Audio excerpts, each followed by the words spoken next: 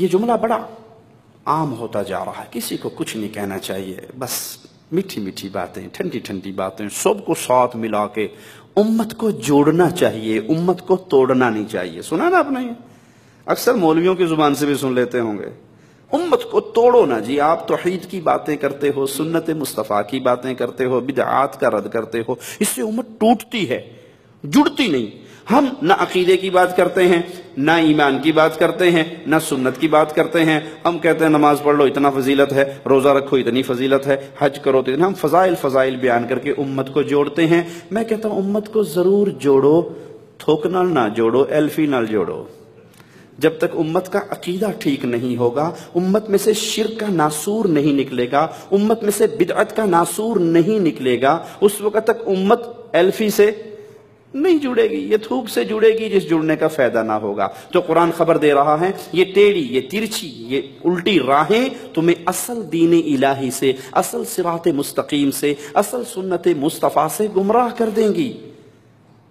صراط مستقیم صرف ایک ہے، حق صرف ایک ہے، اور حق پنہا ہے کتاب اللہ میں اور سنت مصطفیٰ میں صلی اللہ علیہ وسلم۔ اس جملے کو اپنے بوٹ کی ایڑی کے نیچے دفن کر دو، جو جہاں لگا ہے ٹھیک لگا ہے۔ نہیں پیارے بھائی، جو سنت مصطفیٰ پہ لگا ہے ہمارے سینوں کا نور ہے، ہم اس کی عزت کرتے ہیں، اور جو سنت مصطفیٰ کے خلاف چل رہا ہے تو ہم قطعاً یہ نہیں کہہ سکتے کہ وہ بھی ٹھیک ہے۔ ہو سکتا ہے کوئی دلیل اس کے پاس بھی ہوگی۔ ایک تو 4 مذہب مشہور ہے نا، 4 مذہب ہمارے اپنے ملکوں میں 4 مذہب مشہور ہیں۔ ایک 5واں مذہب بھی ہے، شاید آپ کو اس کا پتہ نہ ہو۔ 5واں مذہب کا نام ہے مذہب ہوگا۔ مذہب ہوگا۔ بھائی آپ کے پیر صاحب نے اپنے قدموں میں سجدے کروائے اپنے مریدوں کے، کیوں؟ ہاں جی، وہ بہت بڑے بزرگ ہیں، ان سے پوچھا نہیں جا سکتا، اس کی دلیل بھی کہیں نہ کہیں ہوگی۔ بھائی آپ کے قادری صاحب کی ہم نے ایک ویڈیو دیکھی، اس نے مردے کو قبر میں اتارنے سے پہلے، بلکہ جنازہ پڑھنے سے پہلے، اس کا کفن کھول کے ہاتھ نکال کے اس مردے کی بھی بیعت لی ہے، اور یہ کہا ہے کہ بغیر بیعت کے اگر میں نے اس کو دفن کر دیا تو پھر ہو سکتا ہے یہ جنت میں نہ جا سکے، کیونکہ میرے سلسلے میں یہ داخل نہیں ہوا تھا۔ تو ہم اس کا کفن کھولیں گے، مردے کا ہاتھ باہر نکالیں گے، اس کو اپنا مرید بنائیں گے، سلسلہ قادریہ میں داخل کریں گے، پھر یہ قبر میں اترے گا، اس کے 14 طبق روشن ہو جائیں گے۔ اے تھلو پیا پیا دیکھے گا، میں اللہ کی قسم کھا کے اس کے لفظ نقل کر رہا ہوں، یہ نیچے پڑا پڑا دیکھے گا میری قبر پہ چیڑی آگے بیٹھی ہے، یہ چیڑا، اس کو نیچے سے نر اور مادے کا بھی پتہ لگ جائے گا۔ اور اس مجرم نے واقعی کفن کھولا، ہاتھ نکالا، اور اس کے ہاتھ پہ اپنا ہاتھ رکھ کے بیعت لی۔ اب پوچھا جائے کہ آپ کے حضرت قادری صاحب نے یہ کام کیا ہے، یہ کہاں ہے؟ او جی، آپ گستاخ لوگ ہیں جو پوچھتے ہیں علماء سے، کہیں نہ کہیں تو ہوگا، کہیں نہ کہیں تو ہوگا۔ بھائی کس خوں میں ہوگا اس کا نام تو بتا دو، کس کتاب میں ہوگا؟ بیڑا غر کے دارین میں ہوگا، بٹاک العلوم میں ہوگا، کس میں ہوگا؟ نام تو بتاؤ۔ محمد کریم صلی اللہ علیہ وسلم کی سنت کا دشمن ہے وہ انسان جو یہ سمجھتا ہے جو جہاں لگا ہے ٹھیک، اور یہ وہ دروازہ ہے جس سے بدعات کا سیلاب داخل ہوتا ہے۔ ایک بدعت نہیں آتی، بدعات کا سیلاب آتا ہے، جو جہاں لگا ہے ٹھیک۔ کوئی سینہ پیٹ رہا ہے ٹھیک ہے، کوئی کوئلوں پہ کوئلے جلا کے ماتم کر رہا ہے ٹھیک ہے، کوئی گھوڑے کے نیچے سے گزر رہا ہے ٹھیک ہے، کوئی گھوڑے کا تھوک چاٹ رہا ہے ٹھیک ہے، جو دلدل کے سامنے آ کے رکوع کر کے اس کے کان کے اندر بولتا ہے مجھے بیٹا چاہیے، 9 مہینے سے پہلے حسین کی دلدل اس کو بیٹا دے دیتی ہے، ٹھیک ہے، جو جہاں لگا ہے ٹھیک ہے۔ محمد کریم صلی اللہ علیہ وسلم پہاڑ پہ چڑھے تھے، اہل مکہ کو مخاطب کیا تھا اور کہا تھا قولوا لا الہ الا اللہ۔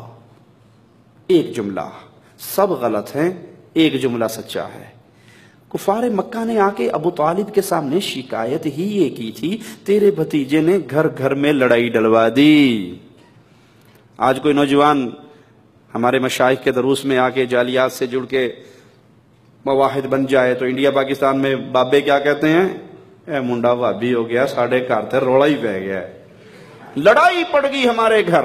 یہ کہتا ہے ماں تو اگر قبر پہ سجدے کرے گی مر جائے گی، میں جنازہ نہیں پڑھوں گا۔ ابو اگر آپ قبر کا طواف کرو گے مر جاؤ گے، میں جنازہ نہیں پڑھوں گا۔ پہلے اچھے ہنسی خوشی چنگے بھلے رہتے تھے، جو مرضی کرتے تھے، کوئی ٹینشن نہیں تھی۔ اس وہابی نے ہمارے خاندان میں لڑائی ڈلوا دی، اس کی منت کی ہے پھوپھی کی بیٹی سے شادی کر لے، یہ کہتی ہے کہ وہ کالے کپڑے پہننے والی محرم کے دن ماتم کرنے والی ہے، میں مشرکہ سے نکاح نہیں کر سکتا۔ لڑائی پڑ گئی خاندان کے اندر۔ یہی ابو طالب کو آ کے کفار مکہ نے کہا تھا تیرے بھتیجے نے مکے کی گلی گلی میں لڑائی کروا دی ہے۔ باپ کہتا ہے بیٹا تیری تلوار کے نیچے 3 مرتبہ آیا، تو نے بیٹا باپ سمجھ کے تلوار نہ چلائی، لیکن سن اگر تو میری تلوار کے نیچے 1 مرتبہ بھی آ جاتا تو بیٹا نہ سمجھتا، محمد کا دشمن سمجھ کے کاٹ ڈالتا۔ جو جہاں لگا ہے ٹھیک لگا ہے۔ اگر یہ عقیدہ محمدی عقیدہ ہوتا، یہ پیغام مصطفیٰ علیہ السلام کا پیغام ہوتا، تو ابو لہب کو کیا ضرورت تھی کہ وہ پیارے نبی کو کہتا تیرے ہاتھ ٹوٹ جائیں، نعوذ باللہ ثم نعوذ باللہ۔ ابو لہب کو کیا ضرورت تھی کہ وہ مصطفیٰ کے پیچھے پیچھے چلتا ہوا جاتا اور کہتا نعوذ باللہ یہ مجنون ہو گیا ہے، اس کی بات نہ سننا۔ پیغام مصطفیٰ یہ ہے، حق صرف وہی ہے جو اللہ کے حکموں میں ہے، حق صرف وہی ہے جو محمد کی سنتوں میں ہے۔ جو سنت مصطفیٰ سے ٹکرائے وہ حق ہو سکتا بھلے کتنا ہی خوبصورت بنا کے پیش کر دو۔ میں مثال دے کے اپنی بات کو آگے چلاتا ہوں۔ اذان کہاں ختم ہوتی ہے جی؟ لا الہ الا اللہ، اذان کا آخری جملہ ہے نا۔ اگر میں آج سے اذان ختم کرنی شروع کر دوں لا الہ الا اللہ محمد الرسول اللہ صلی اللہ علیہ وسلم، میں نے کوئی غلط جملہ تو نہیں کہا، گناہ والی بات تو نہیں کی، کوئی برے جملے تو زبان سے نہیں نکالے، لیکن اذان کا اختتام پہ اگر میں نے یہ اضافہ کر دیا، یہ اضافہ مجھے جنت میں لے جائے گا یا جہنم میں؟ حالانکہ میں تو محمد کریم کا نام لے رہا ہوں، کلمہ پورا کر رہا ہوں۔ اسی لیے مولا علی سیدنا علی نے کہا تھا رضی اللہ عنہ وارضا، عید کی نماز سے پہلے 2 رکعت پڑھنے والے کو دیکھ کر تیری یہ 2 رکعتیں تجھے ہلاک کریں گی۔ اس نے تڑپ کے کہا تھا علی رضی اللہ عنہ وارضا، زبان حال سے اس کے جذبات کی ترجمانی کر دیں، ہاتھ ہوڑا رکھو، اتنا سخت فتویٰ نہ لاؤ، میری 2 رکعتیں مجھے ہلاک کریں گی؟ میں تو اللہ کے لیے نماز پڑھ رہا ہوں۔ کہاں پڑھ تو اللہ کے لیے رہا ہے، لیکن عید کی نماز سے پہلے محمد کریم نے عیدگاہ میں کوئی نفل نہیں پڑھے صلی اللہ علیہ وسلم۔ کہا کوئی بات نہیں، نبی نے نہیں پڑھے کوئی بات نہیں، کام تو اچھا ہے نا، میں پڑھ رہا ہوں اللہ کے لیے پڑھ رہا ہوں، گناہ تو نہیں کر رہا۔ کہا اگر یہ اچھا کام ہوتا تو محمد کر کے جاتے، امت کو بتا کے جاتے۔ قرآن دعوت دے رہا ہے آ جاؤ سنت مصطفیٰ پہ بدعات کو چھوڑ کر سیدھے راستے پہ آ جاؤ، ٹیڑھے راستے پہ نہ چلنا۔ ذالکم وصاکم بہ لعلکم تتقون، یہ اللہ تم کو تاکیداً حکم دے رہا ہے تاکہ تم متقی رہو۔